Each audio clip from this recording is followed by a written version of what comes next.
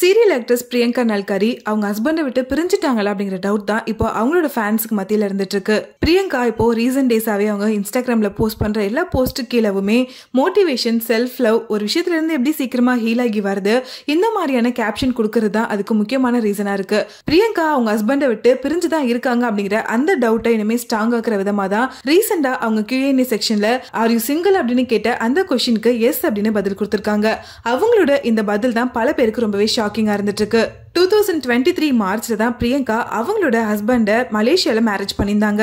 அவங்களோடது love marriage அப்படிங்கறதுனால ரொம்பவே சிம்பிளாவும் பிரைவேட்டாவும் யாருக்குமே சொல்லாம தான் பண்ணியிருந்தாங்க. பிரியங்காவுக்கு மேரேஜ் ஆயிடுச்சு அப்படின்னு எல்லாரும் ஷாக் ஆகுற அளவுக்கு தான் அவங்க இன்ஸ்டாகிராம்ல எனக்கு கல்யாணம் ஆயிடுச்சு அப்படிங்கறத சொல்லியிருந்தாங்க.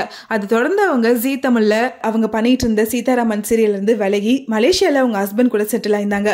அந்த நேரத்துல கூட பிரியங்கா அவங்களோட ஹஸ்பண்டுக்காக கரியரையே விட்டுட்டு போயிருக்காங்க அப்படிங்கிற மாதிரி நிறைய விஷயங்கள்லாம் ஸ்ப்ரெட் ஆகிட்டு இருந்துச்சு. அது தொடர்ந்து திரும்ப அவங்க ஜீ தமிழ்லயே நலத்தமைந்தி அப்படிங்கிற சீரியல் மூலமா கம்பேக் கொடுத்திருந்தாங்க. இதை பார்த்த எல்லாருமே பரவாயில்ல, இனிமே பிரியங்கா சீரியலே நடிக்க மாட்டாங்க, சினிமாவுக்கே வரமாட்டாங்க அப்படின்னு நினைச்சிட்டு இருந்தோம். ஆனா அவங்க திரும்ப ஒரு கம்பேக் கொடுத்தது ரொம்பவே ஹாப்பியா இருக்கு அப்படின்னு அவங்களோட ஃபேன்ஸுமே சொல்லிட்டு இருந்தாங்க.